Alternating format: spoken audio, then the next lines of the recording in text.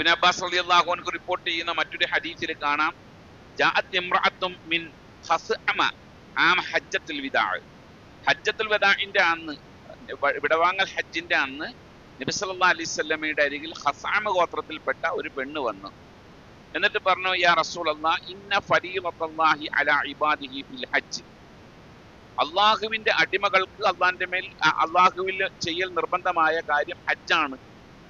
എന്നാൽ അദ്റഖത്ത് അബി ശൈഖൻ കബീറ, എന്റെ പിതാവ് കഠിനമായ വാർദ്ധക്യത്തിലാണ്. ലാ യസ്തതിഉ അൻ യസ്തവിയ അല റാഹിലത്തി, വാഹനത്തിൽ കയറി സഞ്ചരിക്കാനുള്ള ആവത് എന്റെ പിതാവിനില്ല. ഫഹൽ യഖ്ളി അൻഹു അൻ അഹുജ്ജ അൻഹു, അദ്ദേഹത്തിന് വേണ്ടി ഞാൻ ഹജ്ജ് ചെയ്താൽ മതിയോ? നബി സല്ലല്ലാഹു അലൈഹി വസല്ലം പറഞ്ഞു, നഅം, മതി. അപ്പൊ ആവതില്ലാത്തവൻ ഹജ്ജിന് പോകണ്ടെന്നാണ് അർത്ഥം.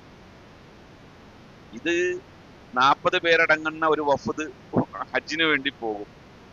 ഉപ്പ വീൽ ചെയറിലാണ്, 4 വീൽ ചെയറിലുള്ള ആൾക്കാരുണ്ടാവും കൂട്ടത്തിൽ. ഈ വീൽ ചെയറിലുള്ള 4 പേരെയും നോക്കേണ്ട ഉത്തരവാദിത്തം അമീറിനായിരിക്കും.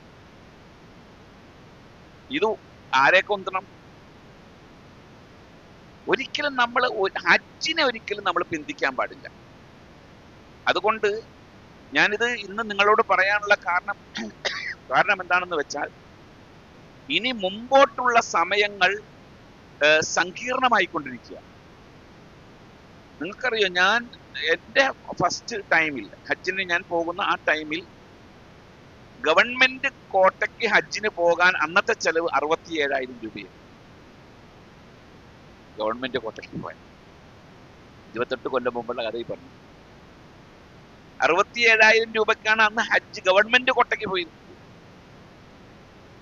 ഇന്ന് അതെത്രയായി? 4 ലക്ഷം രൂപയുടെ മുകളിലായി. ഇന്ന് 67,000 രൂപ ഉണ്ടെങ്കിൽ ഒന്ന് ഉംറയ്ക്ക് പോകാൻ പറ്റുമോ? അതുപോലും പറ്റില്ല. ഇനി അങ്ങോട്ട് സങ്കീർണമാകുകയാണ്. എന്ന് പറഞ്ഞാല് ഏറ്റവും കൂടുതൽ ഇബാദത്ത്, പുണ്യം കിട്ടുന്ന ഒരു ഇബാദത്ത്, അതിന് ഏറ്റവും കൂടുതൽ ചൂഷണവും നടന്നുകൊണ്ടിരിക്കുന്ന കാലഘട്ടം. ഒരു സീറ്റിന്, ഒരൊറ്റ സീറ്റിന് 1 ലക്ഷം രൂപ 2 ലക്ഷം രൂപ കൈക്കൂലിയിലൂടെ മറിഞ്ഞുകൊണ്ടിരിക്കുന്ന ഒരു സമയം. 7 ലക്ഷം രൂപ 7 ലക്ഷം രൂപ വേണം പ്രൈവറ്റ് ഗ്രൂപ്പിൽ നിന്ന് ഒരാൾക്ക് ഹജ്ജിന് പോകാൻ. ഞാൻ ട്രാവൽസ് നടത്തിയിരുന്ന സമയത്ത് 2.25 ലക്ഷം രൂപ 3 ലക്ഷം രൂപയ്ക്കാണ് പോയിക്കൊണ്ടിരുന്നത്. ചെറിയ കാലം കൊണ്ട് മാറ്റം എത്ര വന്നു. അപ്പൊ ഇനിയും നമ്മൾ ഇത് വൈകിക്കുകയാണ് എങ്കിൽ നമുക്ക് സാമ്പത്തികമായ പ്രയാസങ്ങൾ കൂടിക്കൊണ്ടിരിക്കുള്ളൂ. അതുകൊണ്ട് ഈ ഹജ്ജ് മാസത്തിൽ പ്രവേശിക്കുമ്പോൾ നമുക്ക് വേണ്ടുന്ന ഒന്നാമത്തെ ചിന്ത, എനിക്ക് ഇനി ഹജ്ജ് ചെയ്യണം. അത് ഇനിയിപ്പോൾ ഇക്കൊല്ലം നമുക്ക് കഴിയില്ല, അടുത്ത വർഷത്തേക്ക് ഞാൻ അതിന് തയ്യാറാകണം എന്ന ഒരു തീരുമാനത്തിലെത്തണം. ഇന്നത്തെ ആളുകൾ പലരും കരുതിയിട്ടുള്ളത്, അറിവില്ലായ്മ മൂലമാണ്, പലരും കരുതിയിട്ടുള്ളത് ഒരു ഉംറ ചെയ്ത് കഴിഞ്ഞാൽ എല്ലാം കഴിഞ്ഞു എന്നാണ്. അങ്ങനെ കരുതിയിട്ടുള്ളത്. ഉമ്മാനെ കൊണ്ട് ഉംറ ചെയ്യിപ്പിച്ചു, വാപ്പാനെ കൊണ്ട് ഉംറ ചെയ്യിപ്പിച്ചു. ഹജ്ജിന് സമാനമായിക്കൊണ്ടാണ്. ഇപ്പോ അറഫയില് പോയിട്ട് രാവിലെ മുതൽ വൈകുന്നേരം വരെ നിൽക്കണ ഉംറക്ക് പോണ ആൾക്കാരുണ്ട്. അറഫയിൽ പോയി നിൽക്കുക. അറഫ ആകെ ദുൽഹജ്ജ് 9 രാവിലെ മുതൽ വൈകുന്നേരം വരെ അറഫയ്ക്ക് പ്രാധാന്യമുള്ളൂ. അതല്ലാത്ത ഒരു സമയത്തും അറഫയിലെ ഒരു നിസ്കാരത്തിന് പോലും ഒരു പ്രാധാന്യമില്ല. ദുൽഹജ്ജ് 9 അന്ന് പ്രഭാതം മുതൽ സൂര്യാസ്തമയം വരെയാണ് അറഫയിലെ ഇബാദത്തുകൾക്ക് പ്രാധാന്യമുള്ളൂ. അന്ന് അവിടെ ഒരുമിച്ച് കൂടൽ മാത്രമാണ് ഹജ്ജ്. എന്നിട്ട് ഇപ്പൊ എൻ്റെ കൂടെ ഇത്തവണ വന്ന ടീമുകളിൽ നമ്മുടെ ഗ്രൂപ്പിൽപ്പെട്ടതല്ല, ഒരു മറ്റുള്ളവരുടെ കൂട്ടത്തിൽപ്പെട്ട ഒരു സ്ത്രീ, ഭയങ്കര വെയിലുമാണ്, നല്ല ചൂടുമാണ് ഇത്തവണ. അവിടെ അറഫയിൽ കൊടയും പിടിച്ച് നിൽപ്പുണ്ട്. എന്നോട് ചോദിച്ച ചോദ്യമാണ്. ഞാൻ എൻ്റെ ഹാജിമാരോടൊക്കെ അറഫ കണ്ടിട്ട് വരിയെന്ന് പറഞ്ഞിട്ട് പറഞ്ഞയച്ചു. ഒരു ചായ കുടിക്കാൻ കരുതി മാറുന്നപ്പോൾ ആ ഉമ്മമ്മ ചോദിക്കാണ്, ഉസ്താദെ എത്ര നേരം ഇവിടെ നിൽക്കണം എന്ന്. ഹജ്ജിന്റെ കൂലി കിട്ടാൻ വേണ്ടി പോയി നിൽക്കുന്നത്. മിനയിൽ പോയിട്ട് താമസിക്കാൻ തയ്യാറായി പോലീസ് പിടിച്ചു കൊണ്ടുവന്ന് റൂമിലാക്കിയ ഹജ്ജുമ്മമാരുണ്ട്, സ്ത്രീകളുണ്ട് നമ്മുടെ കൂട്ടത്തിൽ, ഈ കേരളത്തിൽ നിന്ന് പോയ ആൾക്കാർ. അപ്പൊ ഉംറ കൊണ്ട് തന്റെ പണി കഴിഞ്ഞു എന്ന് വിശ്വസിക്കുകയാണ്, ഹജ്ജ് ചെയ്യണ്ട എന്നൊരു തോന്നൽ എല്ലാവർക്കും ഉണ്ടാകുക. അല്ല, നമ്മൾ തിരുത്തി കൊടുക്കണം. അത് ഓരോരുത്തരുടെ മേൽ. ഞാനൊന്ന് ചോദിക്കട്ടെ, നിങ്ങൾക്ക് ഫിനാൻഷ്യലി ഒരു അത്യാവശ്യം വന്നു, സാമ്പത്തികമായ ഒരു ആവശ്യം, വളരെ അടിയന്തരമായ ഒരു അത്യാവശ്യം വന്നു, ഒരു 10 ലക്ഷം രൂപ ഉണ്ടാക്കണം. ഈ ആവശ്യത്തിന് നിങ്ങൾ കടം മേടിക്കാതെ, പലിശക്കെടുക്കാതെ നിങ്ങൾക്ക് സംഘടിപ്പിക്കാൻ കഴിയുന്ന ആളുകൾ എത്ര ആളുകൾ ഉണ്ടാവും? സംഘടിപ്പിക്കും. ഒരു സർജറി ആവശ്യമായിട്ട് വന്നു, എന്താ നമ്മൾ ചിന്തിക്കണത്? ആ പ്രോപ്പർട്ടി വിൽക്കാൻ നമുക്ക്, അല്ലേ? അല്ലെങ്കിൽ അത് കൊടുക്കാം, അല്ലെങ്കിൽ ഇന്ന വഴിക്ക് നമുക്ക് വരാനുള്ള ഫണ്ടുണ്ട്, ആ ഫണ്ട് എടുക്കാം, പോകും, ആ കാര്യം നടത്തും. എന്തുകൊണ്ട് ഇത്രയും ഗൗരവത്തിൽ ഹജ്ജിന്റെ വിഷയം കാണുന്നില്ല? ഇത് റിട്ടയർമെന്റ് കാലഘട്ടത്തിലേക്ക് മാറ്റി വെച്ചിട്ട്, മനുഷ്യന്റെ വാർദ്ധക്യ കാലഘട്ടത്തിലേക്ക് മാറ്റി വെച്ചിട്ട് ആ ഇബാദത്ത് ഒന്നും അല്ലാതെയായി തീരുക ചെയ്യും. തവാഫ് ചെയ്യാൻ പോലും കഴിയില്ല. ഇപ്പൊ ഞാനിപ്പോ ഈ പ്രായത്തിൽ ഇപ്പൊ എന്റെ ഉംറക്ക് പോയിട്ട് ഞാൻ രണ്ടാമത്തെ ഉംറ മദീനയിൽ നിന്ന് വന്നപ്പോൾ ഉള്ള ഉംറ തവാഫ് കഴിഞ്ഞപ്പോ തന്നെ ഞാൻ കുഴങ്ങി. സഅയ് ചെയ്യാനും ഞാൻ റഹ്മാന് കഷ്ടപ്പെട്ടു. ഇപ്രായത്തിൽ ഞങ്ങൾക്കെങ്കിൽ വാർദ്ധക്യമുള്ള ആൾക്കാർ ഈ 3-4 ദിവസം ഈ മിനയിലും മുസ്ദലിഫയിലും അറഫയിലും നിന്ന് തവാഫും സഅയും ചെയ്ത് എങ്ങനെ മുന്നോട്ട് പോകും? അപ്പൊ അതുകൊണ്ട് നമ്മൾ നമ്മുടെ ഈ ആരോഗ്യ സമയത്ത് അത് ചിന്തിക്കണം. നമ്മൾ ചെയ്യാവുന്ന ഏറ്റവും പുണ്യമാക്കപ്പെട്ട പ്രവർത്തനം എന്ന് ഏതാണെന്ന് നബി സല്ലല്ലാഹു അലൈഹി വസല്ലമയോട് ചോദിച്ചപ്പോൾ കുറെ അമലുകൾ പറയുന്ന കൂട്ടത്തിൽ പറഞ്ഞു ഹജ്ജും മബ്റൂർ. മബ്റൂറായ ഹജ്ജ് ഏറ്റവും പുണ്യമാക്കപ്പെട്ട പ്രവർത്തനമാണെന്നാണ് പറഞ്ഞത്.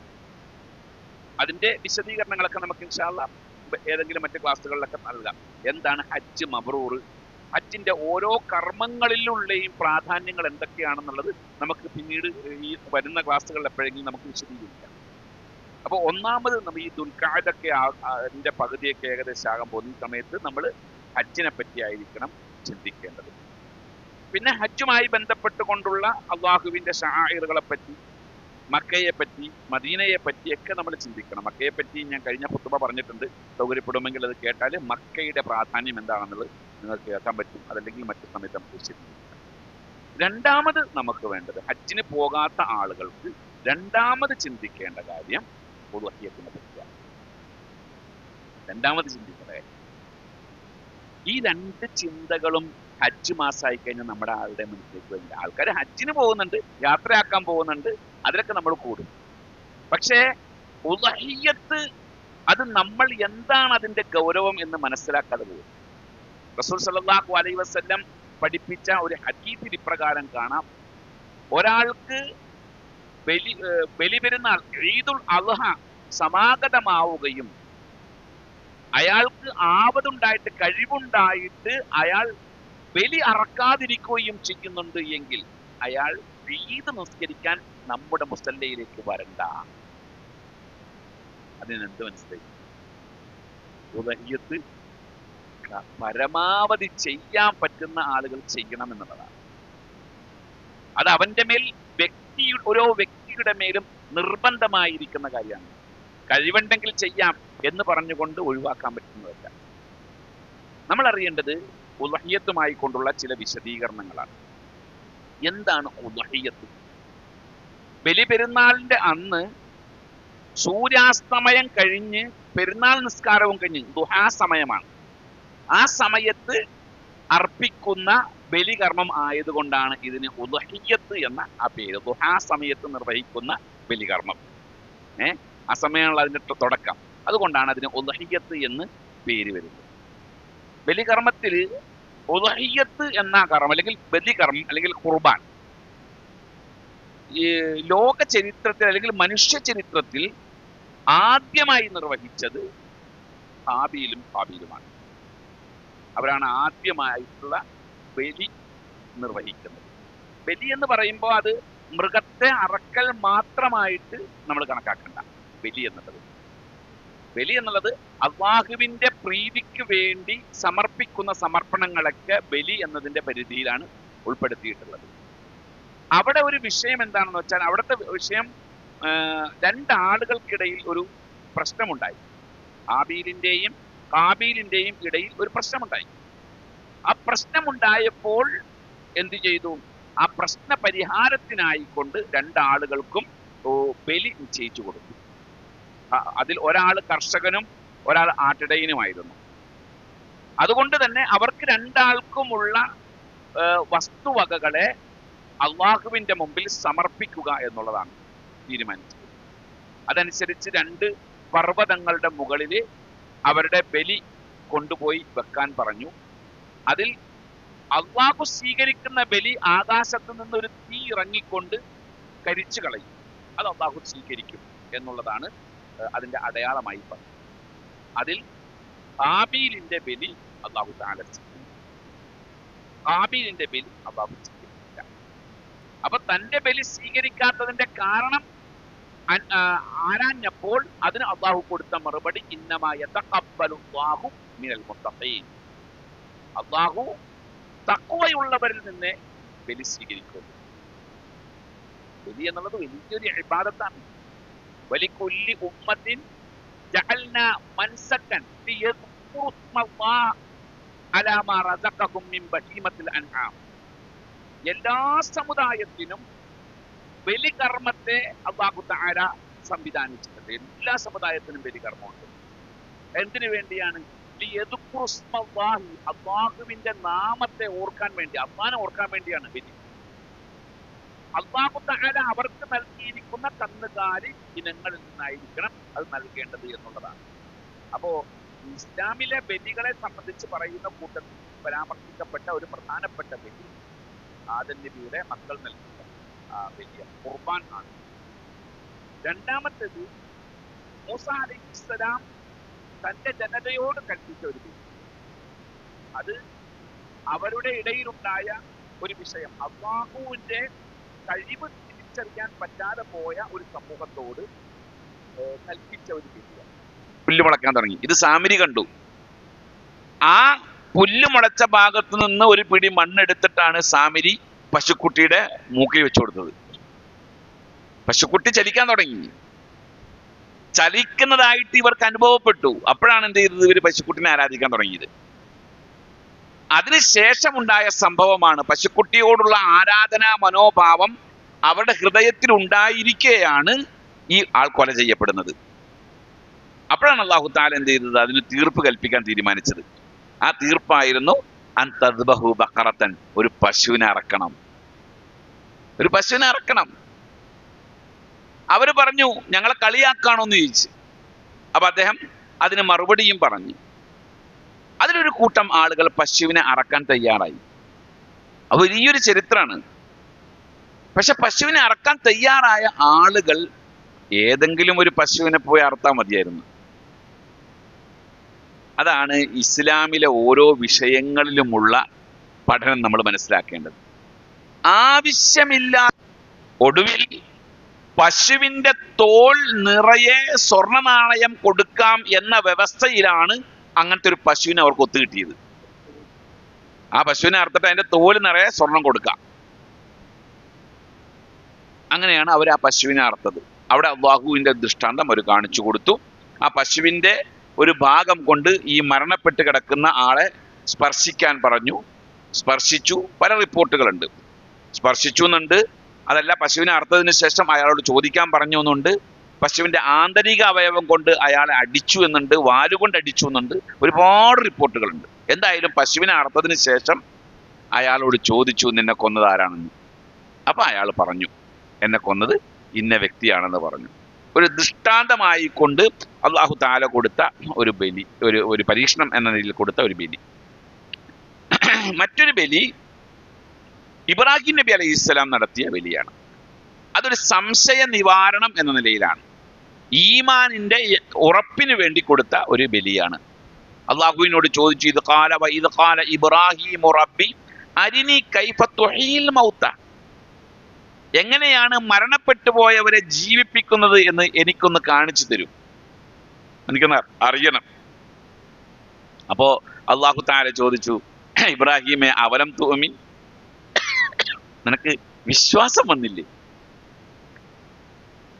അദ്ദേഹം പറഞ്ഞു, ബല, വിശ്വാസമുണ്ട്. വലാകിൻ ലിയത്മഇന്ന ഖൽബി, എന്റെ മനസ്സിന്റെ ഒരു സമാധാനത്തിന് വേണ്ടിയാ. മരിച്ചവരെ ജീവിപ്പിക്കുന്നത് എങ്ങനെയാണെന്ന് എനിക്കൊന്ന് കാണണം. അള്ളാഹു തആല പറഞ്ഞു, ഫഖുദ് അർബഅത മിനത് തയ്ർ, 4 പക്ഷികളെ എടുക്കാൻ പറഞ്ഞു. 4 പക്ഷികളെ പിടിച്ചിട്ട് അവയെ ഒരുമിച്ച് കൂട്ടി അവയെ ബലിയറുത്ത് അവയുടെ മാംസവും അവയുടെ എല്ലും ചിറകുകളും എല്ലാം കൂട്ടിക്കലർത്തി കൂട്ടിച്ചേർത്ത് അതിനെ 4 പങ്കാക്കി എടുക്കുക. എന്നിട്ട് 4 സ്ഥലങ്ങളിൽ കൊണ്ടുപോയി വെക്കാൻ പറഞ്ഞു. അള്ളാഹു കാണിച്ചു കൊടുത്തു, ദൃഷ്ടാന്തം കാണിച്ചു കൊടുത്തു ഇബ്രാഹിം അലൈഹിസ്സലാമിന്. എന്നിട്ട് അതിന്റെ ഓരോ പക്ഷികളുടെയും തല എടുത്തിട്ട് വിളിക്കൂ, ആ പക്ഷിയുടെ പേര് ചൊല്ലി വിളിക്കൂ. അപ്പോൾ 4 ദിക്കിൽ നിന്നും ആ പക്ഷികൾ ഇത് ഈ തലയിലേക്ക് വന്ന് അതിന്റെ അവശിഷ്ടങ്ങൾ വന്ന് കൂടുന്നതായിട്ട് നിനക്ക് കാണാൻ കഴിയും. അതായിരുന്നു സംഭവിച്ചത്. അദ്ദേഹം അത് കണ്ടു. മരിച്ചവരെ ജീവിപ്പിക്കുന്ന രീതി എങ്ങനെയാണ് എന്നുള്ളത് അദ്ദേഹം കൃത്യമായി കണ്ട് അത് നമുക്ക് പഠിപ്പിച്ചു തരികയും ചെയ്തു. അതാണ് ഇബ്രാഹിം നബി അലൈഹിസ്സലാം നടത്തിയ ഒരു ബലി. രണ്ടാമത്തേത് ബലി അറക്കാനുള്ള അദ്ദേഹത്തിന്റെ കൽപ്പന, അദ്ദേഹത്തോടുള്ള കൽപ്പന. അദ്ദേഹം പറഞ്ഞു, ഫലമ്മ ബലഗ മഅഹു സഅയ ഖാല യാ ബുനയ്യ ഇന്നി അറാ ഫിൽ മനാമി അൻ അസ്ബഹുക.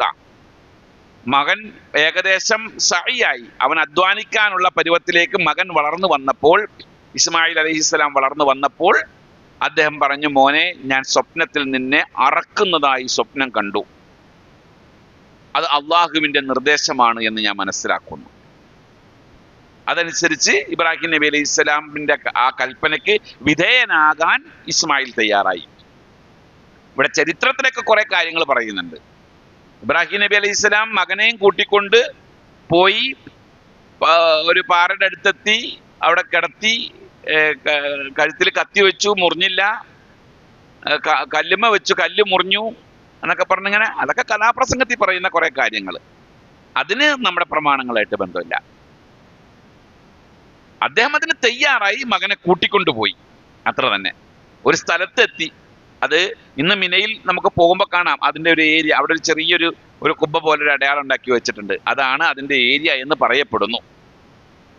പക്ഷേ ഒന്നും ഹജ്ജുമായി ബന്ധപ്പെട്ടുകൊണ്ട് നമ്മൾ അവിടെ പോകുമ്പോൾ കാണുന്ന ഇന്ന സ്ഥലം എന്ന് പറയാൻ പാകത്തിന് അതൊന്നും കറക്റ്റ് ആയിട്ട് പറയാൻ പറ്റില്ല. ഇന്ന സംഭവം നടന്നതാണെന്ന് പറയാൻ പറ്റില്ല. അങ്ങനെ പറയപ്പെടുന്നു എന്നേ പറയാൻ പറ്റുള്ളൂ. അവിടെ കൊണ്ടുപോയിട്ട് അറക്കാൻ കത്തി വെച്ചിട്ട് മുറിക്കോ ഒന്നും ചെയ്തിട്ടില്ല. കൽപ്പനയ്ക്ക് വിധേയനാകാൻ അദ്ദേഹം തയ്യാറായി. ആ തയ്യാറായപ്പോൾ അല്ലാഹു സുബ്ഹാനഹു വ തആല അതിന് പകരമായി കൊണ്ടാണ് ഒരു മൃഗത്തെ അറക്കാൻ പറഞ്ഞത്. അതാണ് നമ്മുടെ ഉദ്ഹിയ്യത്ത്. ഉദ്ഹിയ്യത്തിന്റെ ചരിത്രത്തിൽ, ബലികർമ്മത്തിന്റെ ചരിത്രത്തിലെ നമ്മൾ പിൻപറ്റുന്ന മാതൃക ഈ ഞാൻ അവസാനമായിട്ട് പറഞ്ഞ വിഷയമാണ്. അങ്ങനെ വരുമ്പോൾ നമുക്ക് ശർഈയായിട്ട് 4 തരത്തിലുള്ള ബലികർമ്മങ്ങൾ നമ്മൾ നിർവഹിക്കുന്നുണ്ട്. 4 രീതിയിലാണ് ബലികർമ്മങ്ങൾ വരുന്നത്. ഒന്ന് അൽ ഉദ്ഹിയ്യത്ത് എന്ന പേരിൽ അറിയപ്പെടുന്ന ദുൽഹജ്ജ് 10, 11, 12, 13 അസർ വരെ നിർവഹിക്കുന്ന ബലികർമ്മങ്ങൾ, അതിന് ഉദ്ഹിയ്യത്ത് എന്ന പേരിൽ അറിയപ്പെടും. രണ്ടാമത്തേത് അൽ അഖീഖത്ത്, അഖീഖയാണ്. അഖീഖ എന്ന് പറഞ്ഞാൽ ഈ പ്രസവിക്കപ്പെട്ട കുട്ടി, ആ കുട്ടിയുടെ 7ാം ദിവസം അറക്കുന്ന ബലികർമ്മത്തിനാണ് അഖീഖ എന്ന് പറയുന്നത്. അഖീഖയുടെയും ഉദ്ഹിയ്യത്തിന്റെയും ഹുക്ം ഒന്ന് തന്നെയാണ്, വിധി ഒന്ന് തന്നെയാണ്. അതിന്റെ മാംസവുമായി ബന്ധപ്പെട്ടുകൊണ്ടും അതിന്റെ മൃഗവുമായി ബന്ധപ്പെട്ടുകൊണ്ടുള്ള വിധിയൊക്കെ ഒന്ന് തന്നെയാണ്. പക്ഷെ സമയത്തിൽ മാറ്റങ്ങളുണ്ട് എന്ന് മാത്രമേ ഉള്ളൂ. ഇവിടെ അഖീഖ അറക്കുമ്പോൾ ശ്രദ്ധിക്കേണ്ട കാര്യങ്ങൾ എന്താണെന്ന് വെച്ച് കഴിഞ്ഞാൽ, പല ആളുകളും അഖീഖ അവർക്ക് തോന്നുന്നത് പോലെ അറക്കും. പക്ഷെ അഖീഖയുടെ ശരിയായ സുന്നത്തായ സമയം 7ാം ദിവസമാണ്, 7ന്റെ നറക്കലാണ്. മതിയായ കാരണങ്ങൾ കൊണ്ട് വേണമെങ്കിൽ പിന്തിക്കാം. സാമ്പത്തികമായിട്ട് അപ്പൊ കഴിയാണ്ട് വന്നു ഒരാൾക്ക്, ഹോസ്പിറ്റൽ ചാർജും കാര്യങ്ങളൊക്കെ കഴിഞ്ഞ് വന്നപ്പോഴത്തേക്കും അതിനുള്ള മാർഗമില്ല, അങ്ങനെ അഖീഖ അറക്കാൻ പറ്റിയില്ല. അപ്പോൾ പിന്നെ അയാൾക്ക് സൗകര്യപ്പെടുന്ന എപ്പോൾ വേണമെങ്കിലും അറക്കാം. പക്ഷെ സുന്നത്തിന്റെ സമയം പരിധി വിട്ടു. പിന്നെ ബാധ്യത നിറവേറലാണ് പിന്നെയുള്ളത്. സുന്നത്തിന്റെ പരിധി വിട്ട് ബാധ്യത നിറവേറലാവും. അതുപോലെ കുട്ടിയുടെ മുടി കളയാനോ മറ്റോ കഴിയാത്തൊരു സാഹചര്യം ഉണ്ടായി. അങ്ങനെയൊക്കെയുള്ള സാഹചര്യം വന്നപ്പോൾ അത് കുറച്ച് പിന്തിച്ചു എങ്കിൽ അത് പിന്തിച്ചാൽ മതി. അപ്പോഴും സുന്നത്തിന്റെ പരിധി വിട്ടു ബാധ്യത നിറവേറലായി മാറും. മൂന്നാമത്തേത് അന്നദർ, നേർച്ചയാണ്. ബലികർമ്മത്തിൽ ഒരാൾ നേർച്ചയാക്കുകയാണ്, ഞാനൊരു മൃഗത്തെ അറുത്തു കൊടുക്കാൻ നേർച്ചയാക്കി, എൻ്റെ ഉപ്പാടെ അസുഖം മാറാൻ വേണ്ടി, എൻ്റെ കുട്ടിയുടെ രോഗം മാറാൻ വേണ്ടി, അല്ലെങ്കിൽ എന്നെ ബാധിച്ചിരിക്കുന്ന പ്രയാസങ്ങൾ മാറാൻ വേണ്ടി ഞാൻ ഒരു മൃഗത്തെ അറുത്തു കൊടുക്കാൻ നേർച്ചയാക്കി. അങ്ങനെ നേർച്ചയാക്കാം. ഞാൻ നേർച്ചയാക്കിയപ്പോൾ പറഞ്ഞ വാക്ക് കേട്ടങ്ങള് നേർച്ചയാക്കാൻ വേണ്ടി ഞാൻ പറഞ്ഞ വാക്കുകൾ നിങ്ങൾ കേട്ടാ? നമ്മുടെ സാധാരണ ആൾക്കാർ നേർച്ചയാക്കണം എന്ന് പറയാമോ? എൻ്റെ കുട്ടിയുടെ രോഗം മാറിയാൽ ഞാനൊരു കോഴിനെ അറുത്തു കൊടുത്തോളാം, അല്ലെങ്കിൽ ഒരു പോത്തിനെ അറുത്തു കൊടുത്തോളാം, അല്ലേ? അതല്ലെങ്കിൽ എൻ്റെ ഈ കച്ചവടത്തിൽ ലാഭം ഉണ്ടായാൽ ഞാൻ പള്ളിക്ക് ഒരു പൈസ കൊടുത്തോളാം. അങ്ങനെയൊക്കെയാണ്. അതല്ല നേർച്ച. അതിന് നേർച്ച എന്ന് പറയാൻ പറ്റില്ല. നിബന്ധനകളോട് കൂടിയുള്ളതല്ല ഇബാദത്ത്. നേർച്ച എന്ന് പറഞ്ഞാൽ ഒരു കർമ്മം, ഒരു കാര്യം ശരിയാകാൻ വേണ്ടി നമ്മൾ എന്ത് ചെയ്യുന്നു? ഒരു ഇബാദത്ത്, സുന്നത്തായ ഒരു ഇബാദത്ത് നമ്മൾ എന്ത് ചെയ്യുന്നു? ചെയ്യാമെന്ന് നിർബന്ധമാക്കിയിരിക്കുന്നു. അതാണ്. ഇപ്പൊ ഒരു മൃഗത്തെ അറുത്ത് കൊടുക്കുക എന്നുള്ളത് ഒരു സുന്നത്താണ്. ഒരാൾക്ക് ദാനം ചെയ്യുക എന്നുള്ളത് സുന്നത്തായ ഒരു കാര്യമാണ്. ആ സുന്നത്തായ കാര്യം ഞാൻ നേർച്ചയാക്കുന്നതോടുകൂടെ എനിക്ക് നിർബന്ധമായി, ഞാൻ ചെയ്യൽ നിർബന്ധമാണ്. ഇപ്പോ വ്യാഴാഴ്ചയും തിങ്കളാഴ്ചയും നോമ്പെടുക്കൽ സുന്നത്തായ കാര്യമാണ്. ഞാൻ നേർച്ചയാക്കാണ്, എനിക്ക് ബാധിച്ചിരിക്കുന്ന എൻ്റെ അസുഖം ഇന്നത് മാറുന്നതിന് വേണ്ടി ഞാൻ 3 മാസത്തേക്ക് തിങ്കളാഴ്ചയും വ്യാഴാഴ്ചയും നോമ്പ് എടുത്തുകൊള്ളാം. അപ്പൊ നേർച്ചയായി. ഇനി തിങ്കളാഴ്ചയും വ്യാഴാഴ്ചയും നോമ്പെടുക്കൽ നിർബന്ധമായി. എൻ്റെ അസുഖം മാറിയാലും ഇല്ലെങ്കിലും, എൻ്റെ വാപ്പാടെ അസുഖം മാറിയാലും ഇല്ലെങ്കിലും ആ പോത്തിന് അറുത്ത് കൊടുക്കൽ നിർബന്ധമായി. അസുഖം മാറിയില്ല എങ്കിൽ ഞാനത് ചെയ്യണ്ട എന്നുള്ളതല്ല. നേർച്ചയാക്കിയാൽ അത് ചെയ്യൽ നിർബന്ധമാണ്. അങ്ങനെ അത് നബി സല്ലല്ലാഹു അലൈഹി വസല്ലമയുടെ കാലത്ത് പല ആളുകളും നേർച്ചയാക്കാറുണ്ടായിരുന്നു. ഒരിക്കൽ ഒരാൾ വന്നിട്ട് പറഞ്ഞു, യാ റസൂലല്ലാഹ്, അല്ലാഹുവിന്റെ റസൂലെ, ഇന്നി നദർതുൽ ഇബ്ല അൻ അദ്ബഹ ബി ബുവാന, ബുവാനയിൽ വെച്ച് ഞാൻ ഒരു മൃഗത്തെ അറുത്തു കൊടുക്കാൻ നേർച്ചയാക്കി. കണ്ട, അപ്പൊ അങ്ങനെ നേർച്ചയാക്കാം. ഇന്ന സ്ഥലത്ത് പോയിട്ട് ഞാൻ ആ മൃഗത്തെ അവിടെ വ്യവസ്ഥയുണ്ട്. ഇന്ന സ്ഥലത്ത് പോയി ഞാൻ ആ മൃഗത്തെ അറുത്തു കൊടുക്കാം നേർച്ചയാക്കുമ്പോൾ നബി സല്ലല്ലാഹു അലൈഹി വസല്ലം അവിടെ 2 കാര്യങ്ങൾ ചോദിച്ചു. അവിടെ ജാഹിലിയ്യ കാലഘട്ടത്തിലെ വല്ല ആഘോഷവും നടക്കാറുള്ള സ്ഥലമായിരുന്നോ? അല്ലേ? ഉള്ളാടത്തേക്ക് ഞാൻ ആടിനെ നേർച്ചയാക്കി അവിടെ അറുത്തു കൊടുക്കാൻ വേണ്ടി. അജ്മീറിലേക്ക് ഞാൻ ആടിന്, ഈ ഹദീസ് വെച്ച് നോക്കുമ്പോൾ എത്ര വലിയ ഗൗരവമുള്ള കാര്യമാണെന്ന് അറിയത്. അവിടെ പോയി അത് അറുത്ത് കൊടുക്കണമെങ്കിൽ അവിടെ മുമ്പ് വല്ല ആഘോഷവും നടന്നിട്ടുണ്ടോ? അയാൾ പറഞ്ഞു ഇല്ല. അവിടെ ജാഹിലിയ കാലഘട്ടത്തിലെ ആഘോഷങ്ങളൊന്നും ഇല്ല. ജാഹിലിയ കാലഘട്ടത്തിലെ വല്ല ബിംബങ്ങളും അവിടെ ആരാധിക്കപ്പെട്ടിട്ടുണ്ടോ? അയാൾ പറഞ്ഞു അങ്ങനെയില്ല. നബി സല്ലല്ലാഹു അലൈഹി വസല്ലം പറഞ്ഞു എങ്കിൽ ആയിക്കോ, കുഴപ്പമില്ല. അപ്പൊ ശിർക്കിന്റെ സ്വഭാവം ഉണ്ട്, അതല്ലെങ്കിൽ ഏതെങ്കിലും ആചാരങ്ങളുമായി ബന്ധപ്പെട്ടുകൊണ്ടുള്ള സ്വഭാവം ഉണ്ട് ആ പ്രദേശത്ത് എങ്കിൽ അവിടെ ആ പരിപാടി പറ്റില്ല, ആ നേർച്ച പറ്റില്ല അവിടെ. ഇപ്പൊ ഞാൻ നേർച്ചയാക്കാണ്, ഞാന് കോട്ടക്കൽ പള്ളിയിൽ വെച്ചിട്ട് ഒരു ആടിനെ അറുത്ത് കൊടുക്കാൻ നേർച്ചയാക്കുന്നത്, ഞാൻ അങ്ങോട്ട് നേർച്ചയാക്കി, കുഴപ്പമില്ല. അവിടെ അങ്ങനെ പ്രത്യേകിച്ച് ഇതൊന്നുമില്ല. എന്നാൽ ഞാൻ നേർച്ചയാക്കാണ്, ഞാൻ മമ്പർത്ത് പോയിട്ട് ഒരാടിനെ നേർച്ചയാക്കാം, അറുത്ത് കൊടുക്കാൻ വേണ്ടി നേർച്ചയാക്കി, അത് പറ്റൂല. കാരണം എന്താ? അവിടെ ഒരു ബിംബാരാധന നടക്കുന്നുണ്ട്, ഒരു ഖബർ ആരാധന അവിടെ നടക്കുന്നുണ്ട്. അതുകൊണ്ട് തന്നെ ആ നേർച്ചയ്ക്ക് ഈ ഖബർ ആരാധനയിലേക്ക് ചായ്വുണ്ടാകും എന്ന് പറഞ്ഞാൽ കണിശമായി ഇസ്ലാം നിർദ്ദേശിക്കുന്ന ഒരു കാര്യമാണ്. ശിർക്കിന്റെ ഏതെങ്കിലും ഒരു അയൽവക്കത്തേക്ക് പോകുന്ന ഒരു സംഭവം പോലും ഇതിലുണ്ടാകാൻ പാടില്ല, പ്രത്യേകിച്ച് മൃഗത്തെ അറക്കുന്നിടത്ത്. കാരണം ബലി എന്നുള്ളത് ഈ ഇബാദത്താണ്. മാത്രമല്ല ആ ആരാധന മുസ്ലിമീങ്ങളല്ലാത്ത ആളുകളും നിർവഹിക്കുന്ന കാര്യമാണ്. നോൺ മുസ്ലിംസ് ഒക്കെ, ഹിന്ദുക്കൾ ബലി അറക്കുന്നുണ്ട്, ക്രിസ്ത്യാനികൾ ബലി നടത്തുന്നുണ്ട്, മറ്റു മതക്കാരെല്ലാം, പല മതക്കാരും ബലി കർമ്മം നിർവഹിക്കുന്നുണ്ട്. എത്രത്തോളം മനുഷ്യന്മാരെ പോലും നരബലി പോലും നടത്തുന്ന ആൾക്കാരുണ്ട്. ഇപ്പൊ ഷീഈ സമുദായത്തിന്റെ ഇടയിൽ ഒരു വിശ്വാസം ഉണ്ടായിരുന്നല്ലോ, അത് ഇപ്പോൾ നിലവിൽ ഇല്ല എന്ന് പറയപ്പെടുന്നുണ്ട്. ഏറ്റവും മുസ്ലിം സമുദായം എന്നല്ല, മനുഷ്യവംശത്തിൽ ഏറ്റവും അപകടകാരികളായ രണ്ട് വിഭാഗങ്ങളിൽ ഒന്നാമത്തത് ജൂതന്മാരാണ്, രണ്ടാമത്തത് ഷിയാക്കളാണ്. ഷിയാക്കൾക്കൊരു സംസ്കാരമുണ്ട്. നിങ്ങൾ ഷിയാക്കളെ അടുത്ത് പരിചയം ഇല്ലാത്ത ആളുകളായതുകൊണ്ടാണ്. ഏറ്റവും അപകടകാരികളായ ആൾക്കാരാണ് അവര്. അവരിലുള്ള ഒരുപാട് വിശ്വാസങ്ങളിൽപ്പെട്ട ഒരു വിശ്വാസമാണ് നിക്കാഹ് മുത്തഅ എന്നുള്ളത്.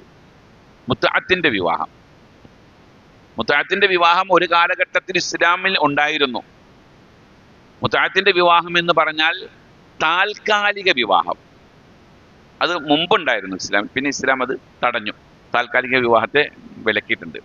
പക്ഷെ ഇന്ന് ഞാൻ പാർട്ടിക്കാരെയൊന്നും പറയുന്നില്ല, നമ്മുടെ കൂട്ടത്തിലുള്ള മുസ്ലിങ്ങളുടെ കൂട്ടത്തിൽ, പ്രത്യേകിച്ച് കേരളത്തിലുള്ള നമ്മുടെ ഒരു പ്രസ്ഥാനത്തിലെ ഒരു വിഭാഗം ആളുകൾ, സമ്പന്നന്മാരായ ആളുകൾ ഈ മുത്തഅത്തിന്റെ വിവാഹം മറ്റൊരു പേരിൽ ചെയ്യുന്നുണ്ട്. പാർട്ടിക്കാരെയൊന്നും ഞാൻ പറയില്ല. എങ്ങനെ ഒരു പെണ്ണെ പോയിട്ട് കല്യാണം കഴിക്കും, ഒരു സമ്പന്നനാണ് അയാൾ പോയിട്ട് ഒരു പെണ്ണോട് വിവാഹം കഴിക്കും, നിക്കാഹ് കഴിക്കുകയാണ്. നിക്കാഹ് കഴിക്കുമ്പോൾ വ്യവസ്ഥ ഇതാണ്: എനിക്ക് എപ്പോൾ ഒഴിവാകണം തോന്നുന്നു അപ്പം ഞാൻ ഒഴിവായി പോരും, നിനക്ക് എപ്പോൾ ഒഴിവാകണം തോന്നുന്നു എന്നോട് പറഞ്ഞാൽ അത് ഞാൻ ഒഴിവാക്കി തരും. ഈ ഷർത്തോടുകൂടെ അങ്ങോട്ടും ഇങ്ങോട്ടും ബാധ്യത വരാത്ത രീതിയിൽ നിബന്ധനകളോടുകൂടെ നിക്കാഹ് ഇന്നും നമ്മുടെ കേരളത്തിൽ ചില പ്രസ്ഥാനങ്ങളുടെ ഇടയിൽ നടക്കുന്നുണ്ട്, രഹസ്യമായ രീതിയിൽ നടക്കുന്നുണ്ട്. കാരണം ഞാൻ പ്രസ്ഥാനത്തെ പറ്റി പറയില്ല എന്ന് പറയാനുള്ള കാരണം എന്ന് വെച്ചാൽ ഇതൊക്കെ വളരെ രഹസ്യമായി നടക്കുന്ന ചില വിഷയങ്ങളാണ്. അത് പിന്നീട് ചില വിവാദങ്ങളിലേക്ക് എത്തുമെന്നുള്ളത് കൊണ്ടാണ്. ഷീകൾ മുത്തഅത്തിന്റെ വിവാഹം, അത് മുത്തഅത്തിന്റെ വിവാഹം എന്ന് പറഞ്ഞാൽ അവരുടെ ഇമാമാണ് അത് ചെയ്യുന്നത്. അവരുടെ ഇമാമുണ്ട്. ഓരോ ഭാഗത്തേക്കും ഷിയാക്കൾക്ക് ഇമാമിങ്ങളുണ്ട്. ഈ ഇമാമ് വന്നിട്ട് അവരുടെ ഇടയിലുള്ള ആ ഒരു മുഹറത്തിലെ ആചാരം നടക്കുന്ന സമയത്ത് ഒരു പ്രദേശത്തേക്ക് വരുന്ന ഇമാം ആ പ്രദേശത്ത് നിന്ന് അവർക്ക് ഇഷ്ടപ്പെട്ട ഒരു സ്ത്രീയെ വിവാഹം കഴിക്കും. അതിലൊരു കുട്ടി ഉണ്ടാകുകയാണെങ്കിൽ ആ കുട്ടിയെ അവരെന്ത് ചെയ്യും? ബലിയിറക്കും.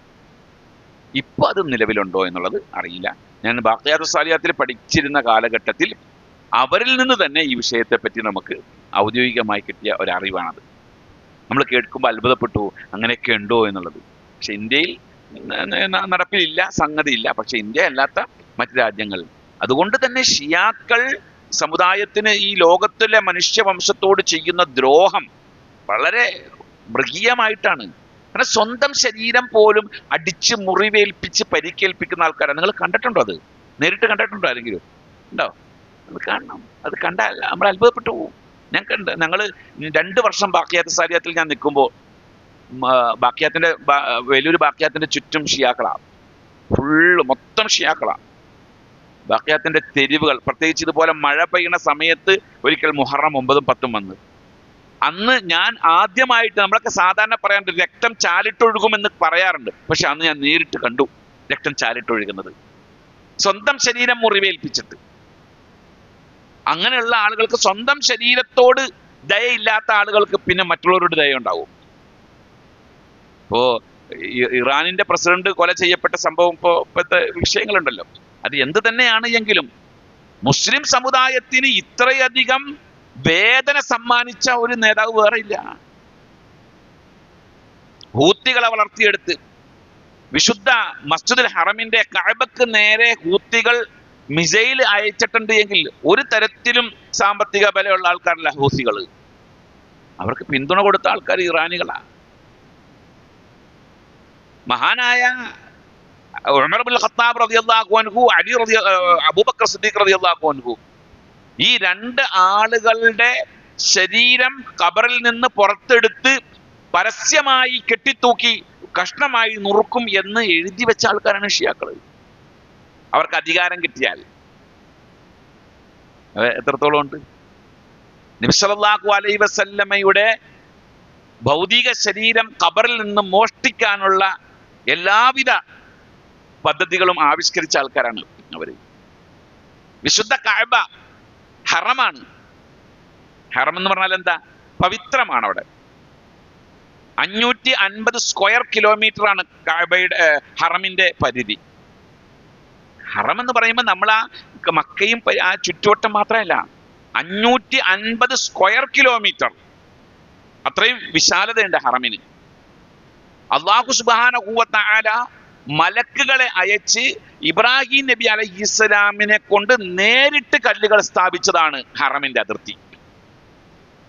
റസൂൽ സല്ലല്ലാഹു അലൈഹി വസല്ലമയുടെ കാലഘട്ടത്തിൽ തമീമി ഗോത്രക്കാരനായ ഒരു സഹാബിയോടൊപ്പം നബി സല്ലല്ലാഹു അലൈഹി വസല്ലമ പോയി 943 കല്ലുകൾ സ്ഥാപിച്ചു ഹറമിന്റെ അതിർത്തിയായിക്കൊണ്ട്. അവിടെ പവിത്രമാണ്. ഇന്ന ദിമാഅക്കും വ അംവാലക്കും വ അഅറാദക്കും ഹറാമുൻ അലൈക്കും കഹുറുമത്തി യൗമിക്കും ഹാദാ ഫീ ബലദിക്കും ഹാദാ ഫീ ശഹരിക്കും ഹാദാ. വല്ലാത്തൊരു പ്രഖ്യാപനമാണത്.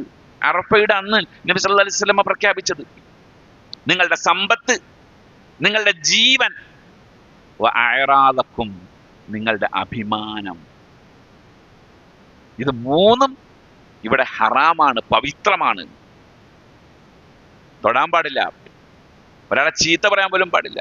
എന്തേ 13 കൊല്ലം മക്ക കാലഘട്ടത്തിൽ 13 കൊല്ലം നബിയും സഹാബികളും ഇങ്ങോട്ടടിച്ചവരെ തിരിച്ചടിക്കായിരുന്നു? അടിക്കാമായിരുന്നല്ലോ. ഉമറിനെ അടിക്കാൻ ആരോഗ്യം ഉണ്ടായിരുന്നല്ലോ. ഉമർ ആരെയും പോയി അടിച്ചില്ലല്ലോ. ഭീഷണിപ്പെടുത്തി, ഞാൻ അങ്ങനെ ചെയ്യും ഇങ്ങനെ ചെയ്യുമെന്ന് ഭീഷണിപ്പെടുത്തി. ഒരു യുദ്ധം അനിവാര്യമായിരുന്നെങ്കിൽ ഒരു യുദ്ധം അവർക്ക് ചെയ്യാനും കഴിയായിരുന്നു മക്കയിൽ. പക്ഷേ മക്കയിൽ യുദ്ധം ചെയ്യുമ്പോൾ അതെന്താ പ്രശ്നം? ഈ 550 സ്ക്വയർ കിലോമീറ്ററിന്റെ ഉള്ളിലായിരിക്കും യുദ്ധം വരുന്നത്. നബി സല്ലല്ലാഹു അലൈഹി വസല്ലമയ്ക്ക് 1 മണിക്കൂർ സമയം മാത്രമാണ്. എല്ലാ ആളുകൾക്കും മക്ക ഹറാമാണ്, അവിടെ ആരും യുദ്ധം ചെയ്യാൻ പാടില്ല. നബി സല്ലല്ലാഹു അലൈഹി വസല്ലമയ്ക്ക് 1 മണിക്കൂർ സമയം മാത്രം അനുവദിച്ചു. എന്തിന്? മക്കയിൽ യുദ്ധം ചെയ്യാൻ. 1 മണിക്കൂർ സമയം.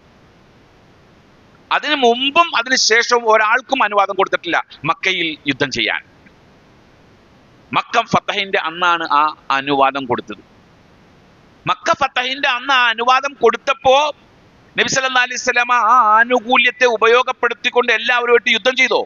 ഇല്ല, യുദ്ധം ചെയ്തില്ല. ആ അനുവാദം കിട്ടിയ സമയത്ത് തന്നെ ഏറ്റവും ശബ്ദമുള്ള ആളെ വിളിച്ചിട്ട് പറഞ്ഞു, നീ വിളിച്ചു പറയണം, ഉറക്കെ വിളിച്ചു പറയണം, മൻ ദഖല മസ്ജിദുൽ ഹറം,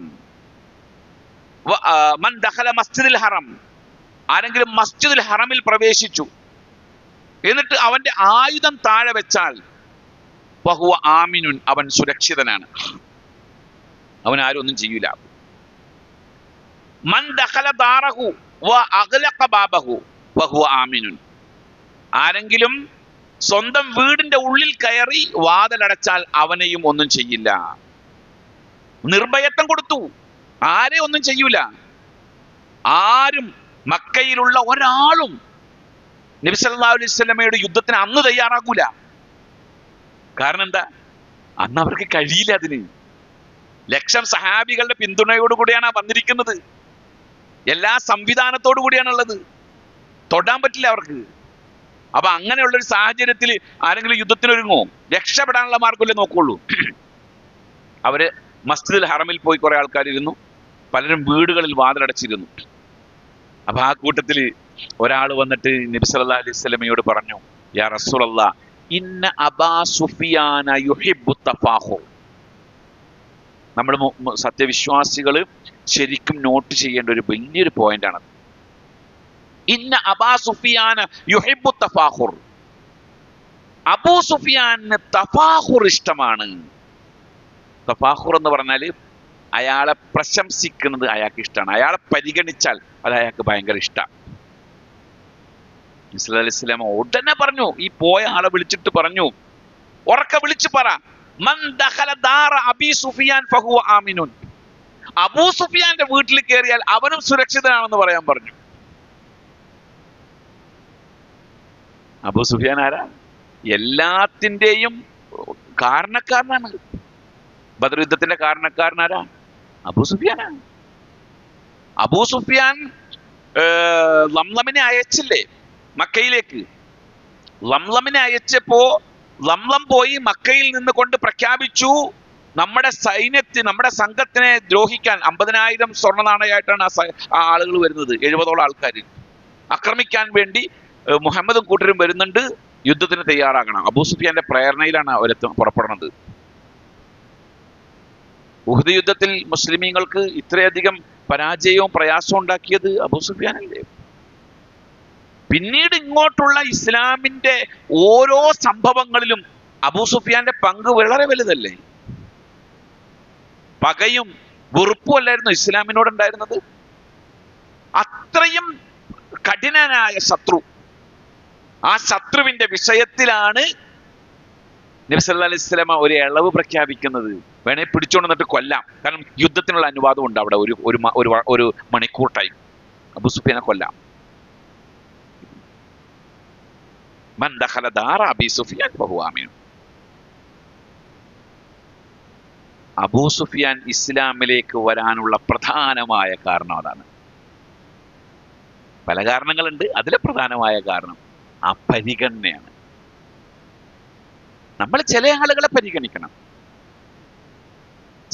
ഇസ്ലാമിന് സഹായമുണ്ടാകും, മുഅ്മിനീങ്ങൾക്ക് ഗുണമുണ്ടാകും എന്നുണ്ട് എങ്കിൽ ശത്രുവാണെങ്കിലും പരിഗണിച്ചാൽ അതുകൊണ്ട് കാര്യമുണ്ടെങ്കിൽ പരിഗണിക്കണം. അതിന്റെ ഏറ്റവും വലിയ തെളിവാണ് ഈ സംഭവം. പക്ഷെ നബി സല്ലല്ലാഹു അലൈഹി വസല്ലമ ആ ഒരു മണിക്കൂറിൽ യുദ്ധം ഉപയോഗപ്പെടുത്തിയില്ല, നിർഭയത്താണ് കൊടുത്തത്. അത്ര അധികം പവിത്രമാണ് ആ മണ്ണ്. അവിടെ ഒരു ജീവിയെ പോലും അകാരണമായി കൊല്ലാൻ പാടില്ല. ആ മണ്ണിലാണ് ഷിയാക്കൾ കയറി പറ്റിയത്. ഞാൻ ഒരിക്കൽ പറഞ്ഞിരുന്നു എന്നാണ് എൻ്റെ ഓർമ്മ. ഇവിടെ മയ്യത്തിന് കെട്ടില്ലേ, മയ്യത്ത് പൊതിയില്ലേ, മയ്യത്ത് പൊതിയുന്ന പോലെ പൊതിഞ്ഞിട്ട് ആയുധങ്ങൾ, മയ്യത്തായിട്ട് ചില ആളുകൾ കിടന്നു, എന്നിട്ട് ആയുധങ്ങൾ അതിൽ ഒളിപ്പിച്ചുകൊണ്ടാണ് ഹറമിൻ്റെ അകത്ത് കയറിയത്. എന്നിട്ട് ഹജ്ജിനും വന്നിരിക്കുന്ന ആളുകളെ നേരെ തോക്ക് ചൂണ്ടി യുദ്ധം ചെയ്തു. അള്ള പവിത്രമാണെന്ന് പ്രഖ്യാപിച്ചെടുത്ത് അള്ളാന്റെ ശആഇറുകൾ ഉള്ള സ്ഥലമാണ് വിശുദ്ധ കഅബ. അള്ളാന്റെ ദൃഷ്ടാന്തമാണ്. ഇന്ന സഫാ വൽ മർവത മിൻ ശആഇരില്ല. അള്ളാന്റെ അടയാളം, ചിഹ്നമാണെന്ന് പറഞ്ഞ സഫാ മർവ.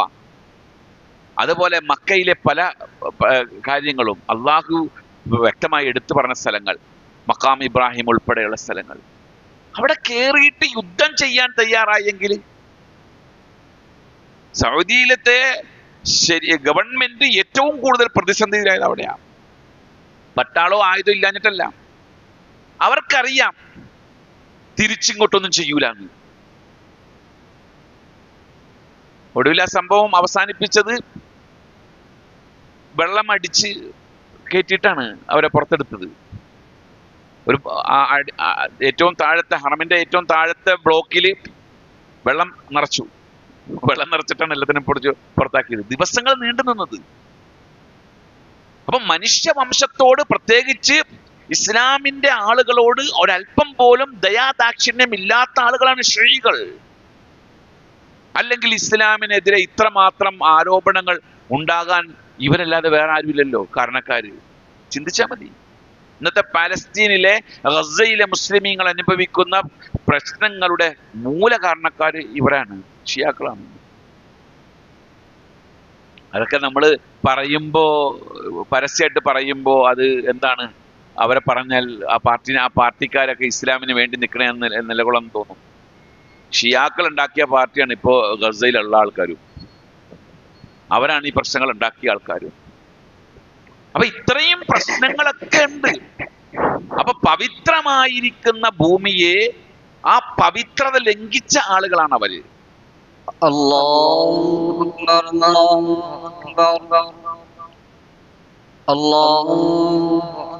അപ്പൊ നമുക്ക് വിഷയത്തിലേക്ക് വരാം. അപ്പൊ നമ്മൾ നിർവഹിക്കുന്ന ബലികർമ്മങ്ങളില് മൂന്നെണ്ണാണ് നമ്മൾ പറഞ്ഞത്. മൂന്നാമത്താണ് നേർച്ചയാക്കുക. നേർച്ച നമുക്ക് നിർവഹിക്കാം. അപ്പൊ നേർച്ച നിർവഹിക്കുമ്പോൾ ഒരിക്കലും ശിർക്ക് ഉള്ള ഭാഗങ്ങൾ വെച്ചിട്ട് ചെയ്യാൻ പാടില്ല എന്നുള്ളതാണ് ഇതിന്റെ അർത്ഥം. നാലാമത്തെ ബലികർമ്മമാണ് കഫാറത്ത്. കഫാറത്ത് എന്ന് പറഞ്ഞാൽ അത് പ്രത്യേകിച്ച് ഹജ്ജ് കർമ്മങ്ങളിലും മറ്റും വരുന്ന ന്യൂനതകൾ പരിഹരിക്കാനായി അറക്കപ്പെടുന്നതാണ് കഫാറത്ത്. ഈ 4 ബലികർമ്മങ്ങളാണ് ഇസ്ലാം അംഗീകരിച്ചിട്ടുള്ള ബലികർമ്മങ്ങൾ. അതിലാണ് നമ്മുടെ ഉളഹിയ്യത്ത് എന്ന് പറയുന്ന ആ ഭാഗത്തെ നമ്മൾ എടുക്കേണ്ടത്. നമ്മളെ സംബന്ധിച്ചിടത്തോളം ഉദ്ഹിയ്യത്ത് എന്ന് പറയുമ്പോൾ അത് നമുക്ക് ഹജ്ജ് പെരുന്നാളിന്റെ അല്ലെങ്കിൽ ഈദുൽ അദ്ഹയുടെ ഒരു പ്രധാന ഭാഗമായിട്ട് കണക്കാക്കണം ഉദ്ഹിയ്യത്തിനെ. ഹജ്ജ് പോലെ നമ്മളിപ്പോൾ ഹജ്ജിന്റെ വിഷയത്തിൽ പറഞ്ഞതുപോലെ ഞാൻ ഉദ്ഹിയ്യത്തിന് അർഹനല്ല എന്ന് ചിന്തിച്ചിരിക്കുന്ന ആൾക്കാർ പലരും ഉണ്ട്. ഞാൻ കൊടുക്കേണ്ട ആവശ്യമില്ല, ഉദ്ഹിയ്യത്ത് ഇറക്കേണ്ട ആവശ്യമില്ല എന്ന് ചിന്തിച്ചിരിക്കുന്ന ആൾക്കാരുണ്ട്. പക്ഷേ ഒരു ഫണ്ട് നമുക്ക് സംഘടിപ്പിക്കാൻ കഴിയുമെങ്കിൽ കടം വാങ്ങാതെ പലിശ പെടാതെ മറ്റ് ബുദ്ധിമുട്ടുകളൊന്നുമില്ലാതെ നമ്മൾക്ക് അത്യാവശ്യമുള്ള പ്രോപ്പർട്ടീസോ കാര്യങ്ങളോ ഒന്നും ഒഴിവാക്കാതെ നമുക്ക് സംഘടിപ്പിക്കാൻ കഴിയും എങ്കിൽ അത് സംഘടിപ്പിച്ചിട്ട് ഉദ്ഹിയ്യത്തിൽ പങ്കെടുക്കണം നമ്മൾ. ഉദാഹരണത്തിന് നമ്മുടെ കയ്യിൽ കുറച്ച് ഫണ്ട് ഉണ്ട്, ബാങ്കിലാണ്, നമുക്ക് ആ ഫണ്ട് ഉപയോഗിക്കാൻ കഴിയും എങ്കിൽ അതെടുക്കണം. ഇത് കുറെ പൈസ ഉണ്ടെങ്കിൽ മാത്രം നിർവഹിക്കേണ്ട ഒരു കാര്യമാണ് ഉദ്ഹിയ്യത്ത് എന്ന് ആരും കരുതാൻ പാടില്ല. ഒന്നിരിക്കൽ ഞാനിതിപ്പോൾ ഇത്രയും നേരത്തെ പറയാനുള്ള കാരണം നിങ്ങൾക്ക് തയ്യാറാകാനുള്ള ഒരു സാവകാശത്തിന് വേണ്ടിയാണ് നേരത്തെ പറയുന്നത്. ഒന്നിരിക്കൽ ഒരു ആടിന്, ഒരു കുടുംബത്തിന്, ഒരു കുടുംബത്തിലെ അംഗങ്ങൾക്ക് ഒരാട്, ഒന്നിരിക്കൽ അങ്ങനെ ഒരു ആടിനെ മേടിക്കാൻ എത്ര റുപ്യ ചെലവാകും? മുജീബോടെ മുജീബില്ലേ? 10,000 രൂപ ഏറിപ്പോയാല് ഒരു 10,000 രൂപ മുടക്കാൻ നമ്മുടെ കൂട്ടത്തിൽ കഴിയില്ലാത്ത ആൾക്കാരെല്ലാം ഉണ്ടാവും. വളരെ അപൂർവമാണ്. കയ്യിലിരിക്കണം മൊബൈൽ ഫോൺ തന്നെ 20,000 30,000 എങ്കിലും ഉണ്ടാവും, വില ഉണ്ടാവും, ചുരുങ്ങിയത് അല്ലേ? ഒരു 10,000 രൂപയെങ്കിലും ചെലവഴിക്കാൻ ഒരാൾക്ക് കഴിയുമെങ്കിൽ ഒരാടിനെടുക്കുക. അതല്ലെങ്കിൽ നമ്മൾ ഷെയർ ആകുക, ഒരു മൃഗത്തിൽ ഷെയർ ആകുക. 7,000 8,000 ഒക്കെ കൊടുത്താൽ ഒരു മൃഗത്തിൽ 7 ഷെയർ വരെയാകാം. ഒരു മൃഗത്തിൽ 7 ഷെയർ വരെയാകാം. 2 ആൾക്ക് കൂടിയിട്ട് ഒരു മൃഗത്തിനെ അറക്കാൻ പറ്റിയാൽ അത് പറ്റും. 3 ആൾക്ക് കൂടിയിട്ട് അറക്കാൻ പറ്റിയ അങ്ങനെ 7 പേര് വരെയാകാം എന്നർത്ഥം. അപ്പോൾ ഒരു 80,000 രൂപ വിലയുള്ള ഒരു മൃഗത്തിനെ ഒരാൾ വാങ്ങിക്കാണ്. അപ്പൊ അയാളുടെ കയ്യിൽ 40,000 രൂപയുള്ളൂ. അപ്പൊ 40,000 കൂടെ മുടക്കാൻ മറ്റൊരാളുണ്ടെങ്കിൽ 2 ആൾ ചേർന്നിട്ട് ഒരു മൃഗത്തിനെ അറക്കാം. പിന്നെ അത് അങ്ങനെ ഷെയർ ആക്കി 7 വരെ ആകാം. ഇവിടെ കഴിവുണ്ടായിട്ടും 7 ഷെയറിൽ പങ്കെടുത്തിട്ട് ഉദ്ഹിയ്യത്തിന്റെ ബാധ്യതയിൽ ഒന്ന് ഒഴിവാകുന്ന ആൾക്കാരുണ്ട്. ഞാൻ പറയുന്നത് അള്ളാഹിനെ പറ്റിക്കുന്ന ആൾക്കാർ. അത് ശരിയല്ല. എനിക്ക് കഴിയുമെങ്കിൽ ഞാൻ ഒരു മൃഗത്തെ, പൂർണ്ണമായ മൃഗത്തെ അറക്കാൻ തയ്യാറാകണം. ഞാനിത് ഇപ്പോൾ ഇങ്ങനെ പറയുമ്പോൾ എനിക്ക് ഓർമ്മ വരുന്നത് വെച്ചാൽ മുൻകാലങ്ങളിലൊക്കെ ഫിത്ർ സക്കാത്തിന്റെ വിഷയത്തിൽ ആളുകൾ വലിയ ശ്രദ്ധയിലായിരുന്നു. കുറച്ച് വളരെ സമ്പന്നന്മാരായ കുറച്ച് ആൾക്കാർ മാത്രമേ ഫിത്ർ സക്കാത്ത് കൊടുത്തിരുന്നുള്ളൂ, വാങ്ങിക്കാനേ ആളുണ്ടായിരുന്നുള്ളൂ. അതും പെരുന്നാളിന്റെ രാത്രിയിൽ ഇത് മേടിക്കാൻ വേണ്ടി ഒരു നടത്തമുണ്ട്. സഞ്ചി ഫിത്ർ സക്കാത്തിന്റെ അരി മേടിക്കാനുള്ള നടത്തമൊക്കെ ഉണ്ടായിരുന്നു. ഇവിടെയൊക്കെ ആയിരുന്നു എനിക്കറിയില്ല, നമ്മുടെയൊക്കെ നാട്ടിലുണ്ടായിരുന്നു. ഫിത്ർ സക്കാത്തിന്റെ അരി മേടിക്കാൻ നടന്നിരുന്നു. പക്ഷെ ഇന്ന് അങ്ങനെയല്ല, ഇന്നത് മാറി. ഇന്ന് അത് സംഘടിതമായ രൂപത്തിൽ വരികയും പരമാവധി ആളുകൾ ഫിത്ർ സക്കാത്തിൽ പങ്കാളികളാകുകയും ചെയ്യുന്നുണ്ട്, അത് കൊടുക്കുകയും ചെയ്യുന്നുണ്ട്. അതെന്താ കാരണം എന്ന് വെച്ചാൽ ബോധവൽക്കരണത്തിലൂടെ കിട്ടിയതാണ്. അതുപോലെ ബോധവൽക്കരിക്കേണ്ട ഒരു വിഷയമാണ് ഉദ്ഹിയ്യത്തിന്റെ കാര്യം. നമ്മൾ ഇപ്പൊ കഴിഞ്ഞ പ്രാവശ്യമൊക്കെ വളരെ കുറഞ്ഞു പോയി എന്നുള്ളതാണ്.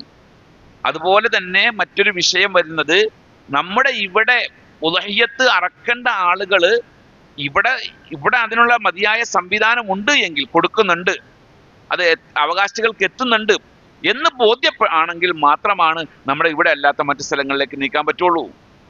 ഉദ്ഹിയ്യത്ത് പ്രൊജക്റ്റുമായി ബന്ധപ്പെട്ടുകൊണ്ട് പല സ്ഥലങ്ങളിലേക്കും കൊണ്ടുപോകുന്നുണ്ട്. എതിർക്കുന്നില്ല, അതിനെ നമുക്ക് എതിർക്കാൻ പറ്റില്ല. പക്ഷേ ഇങ്ങനൊരു പ്രശ്നമുണ്ട്, അത് നമ്മുടെ ഇവിടെ നടക്കുന്നുണ്ടോ ഇല്ല എന്നുള്ളത്. കഴിഞ്ഞ വർഷം ഉദ്ഹിയ്യത്തിന്റെ മാംസം കിട്ടാതെ പോയ ആൾക്കാർ പോലും ഉണ്ട് നമ്മുടെ പരിസര പ്രദേശങ്ങളിൽ.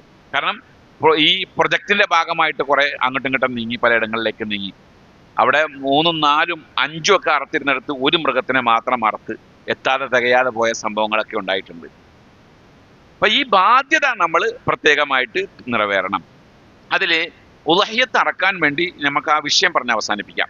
ഉദ്ഹിയ്യത്ത് അറക്കാൻ വേണ്ടി ഉദ്ദേശിക്കുമ്പോൾ ഒന്നിരിക്കൽ ഞാൻ മുമ്പ് പറഞ്ഞ പോലെ ഒരു ആട്, അതല്ലെങ്കിൽ നമ്മുടെ നാട്ടിലെ കണക്കനുസരിച്ച് ഒരു മാട്. ഒട്ടകമൊന്നും നമുക്കിപ്പോൾ ഇവിടെ അവൈലബിൾ അല്ല എന്നുള്ളത് കൊണ്ട് തന്നെ മാട്. ഇവിടെ മാടിന്റെ കണക്കെടുത്ത് നോക്കുമ്പോൾ നമുക്ക് ഹദീസ് ഞാൻ വായിക്കുന്നില്ല, സമയക്കുറവ് കൊണ്ട് ഹദീസ് ഞാൻ വായിക്കുന്നില്ല.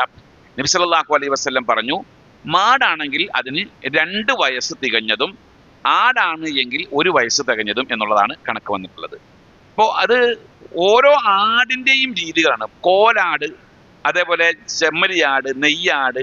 നമ്മുടെ നാട്ടിലെ ആടെന്നൊക്കെ പറഞ്ഞാൽ 1 വയസ്സ് പൂർത്തിയാകണം എന്നില്ല. 6 മാസം കഴിഞ്ഞ് 1 വയസ്സിലേക്ക് എത്തിയാൽ മതി.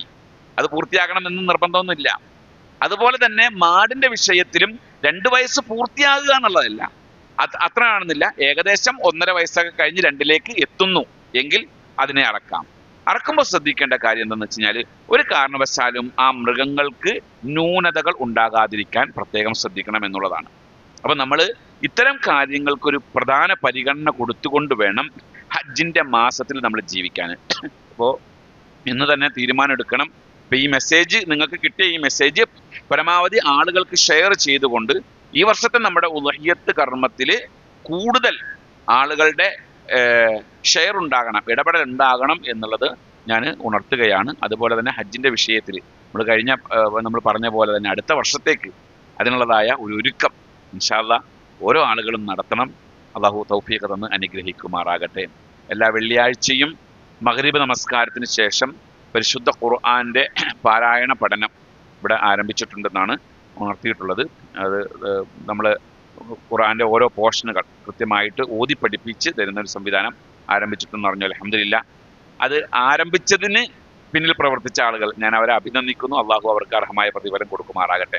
കാരണം ഞാൻ ഒരുപാട് ആഗ്രഹിക്കുന്ന ഒരു കാര്യമാണ്, ഒരു മസ്ജിദിൽ ആഴ്ചയിൽ ഒരിക്കൽ ഒരു മസ്ജിദിന്റെ കീഴിൽ പൊതുജനങ്ങൾക്ക് വേണ്ടി ഇതേപോലെ ക്ലാസ് സംഘടിപ്പിക്കുന്ന പോലെ ഖുർആൻ തെറ്റില്ലാതെ ഓതാൻ പഠിപ്പിക്കുന്ന ഒരു സിസ്റ്റം വരണം എന്നുള്ളത്. അത് തുടങ്ങിയത് അൽഹംദുലില്ലാ നല്ല കാര്യം. അതിൽ നമ്മുടെ ഓരോരുത്തരുടെയും പങ്ക് ഉണ്ടായിരിക്കണം. അതിന്റെ രീതികൾ എന്താണെന്ന് വെച്ച് കഴിഞ്ഞാൽ, അദ്ദേഹം പഠിപ്പിക്കുന്ന ആൾ തജ്വീദ് നിയമങ്ങൾ അനുസരിച്ച് ഓതാൻ കഴിവുള്ള ആളാണ് എങ്കിൽ അദ്ദേഹത്തിന്റെ മുന്നിൽ ഇരുന്നു കൊണ്ട് ഒരു ഇത്ര ഭാഗം നമ്മൾ തെറ്റില്ലാതെ ഓതി കൊടുത്ത് ശീലിച്ചു കൊണ്ടുവരണം എന്ന് ഉണർത്തുകയാണ്. അള്ളാഹു അതിന് നമുക്ക് തൗഫീഖ് തന്ന് അനുഗ്രഹിക്കുമാറാകട്ടെ. ഇതിന് ചോദിക്കാനെന്താ?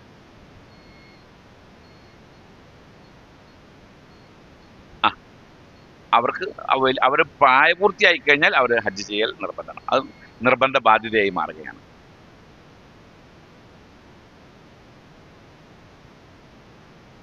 രണ്ടാള് ഒരു മൃഗത്തിന്, ഒരു കുടുംബത്തിന് ഒരു ആട് മതിയെന്നാ. ഷെയർ ആക്കാം. ഭാര്യയുടെ പൈസ ഉണ്ട്, ഭർത്താവിൻ്റെ എങ്കിലും പൈസ ഉണ്ട്, രണ്ടാളും കൂടെ ഷെയർ ഇട്ടിട്ട് ഒരു മൃഗത്തിനെ വാങ്ങിക്കാം. ആട് പറ്റില്ല. അതിൽ എങ്ങനെ ഉംറ ചെയ്യണമെന്നല്ല, ഒരാൾ ഉംറ ചെയ്തു എന്നതിന്റെ പേരിൽ അല്ല ഹജ്ജ് നിർബന്ധം. ഒരു മുഅ്മിനിന്റെ ജീവിതത്തിൽ ഒരു പ്രാവശ്യം ഹജ്ജും ഉംറയും നിർബന്ധമാണ്. അയാൾക്ക് സാമ്പത്തികമായി കഴിവില്ല, അല്ലെങ്കിൽ വേറെന്തെങ്കിലും ആവശ്യത്തിന് വേണ്ടി മക്കയിൽ പോയപ്പോൾ അയാൾ ഒരു ഉംറ ചെയ്തു, നിർബന്ധമായ ഒരു ഉംറ അയാളുടെ കഴിഞ്ഞു. ഇനി അയാൾക്ക് നിർബന്ധമായ ഉംറ ഇല്ല. ഞാൻ ഉംറ ചെയ്തല്ലോ, ഇനി എനിക്ക് ഹജ്ജ് ചെയ്യൽ നിർബന്ധം, അങ്ങനെയില്ല. അയാൾക്ക് സാമ്പത്തികമായ കഴിവുകൾ ഒത്തുകഴിഞ്ഞാൽ അയാൾ എന്ത് ചെയ്യണം? ഹജ്ജ് ചെയ്യണം.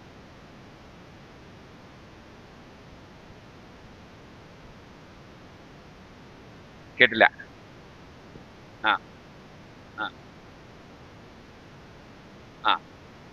അറക്കാൻ നിർദ്ദേശം തന്നു എന്നുള്ളത് ഞാൻ സ്വപ്നം കണ്ടു.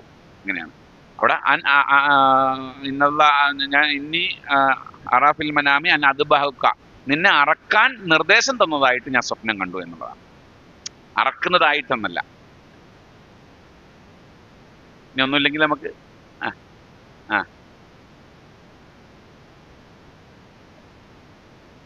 ഉളഹിയത്തിന്റെ അറവ് അവിടെ ഇല്ല. ഉളഹിയത്തിന്റെ അറവ് അവിടെ ഇല്ല, കഫാറത്തിന്റെ അറവാണ്. അതായത് നമ്മൾ അവിടെ തമത്തുഇന്റെ ഹജ്ജാണ് നമ്മൾ അവിടെ ചെയ്യുന്നത്. ഹജ്ജിന്റെ 3 ഇനങ്ങളിൽ തമത്തുഇന്റെ ഹജ്ജാണ്. അതായത് നമ്മൾ മക്കയിൽ ചെന്നതിന് ശേഷം ആണ് ഇഹ്റാമിൽ പ്രവേശിക്കുന്നത്. നമ്മൾ താമസിക്കുന്ന റൂമിൽ നിന്നാണ് ഇഹ്റാമിൽ പ്രവേശിക്കുന്നത്. അങ്ങനെ വരുമ്പോൾ നമ്മൾ മീഖാത്ത് വിട്ട് കിടക്കുന്നില്ല. ഇഹ്റാമിൽ പ്രവേശിക്കാൻ മീഖാത്തിൽ നിന്ന് ഇഹ്റാമിൽ പ്രവേശിക്കാത്ത ആള് മക്കയിൽ നിന്ന് ഇഹ്റാമിൽ പ്രവേശിക്കുകയാണെങ്കിൽ അവർ മൃഗത്തെ അറുത്ത് കൊടുക്കാൻ നിർബന്ധമാണ്. ആ കഫാറത്താണ് നമ്മുടെ ആളുകൾ നിർവഹിച്ചുകൊണ്ടിരിക്കുന്നത്. നമുക്ക് പിരിയാം. ربنا آتنا في الدنيا حسنة وفي الآخرة حسنة وقنا عذاب النار. سبحان الله وبحمده سبحانك اللهم وبحمدك أشهد أن لا إله إلا أنت أستغفرك وأتوب إليك. السلام عليكم ورحمة الله.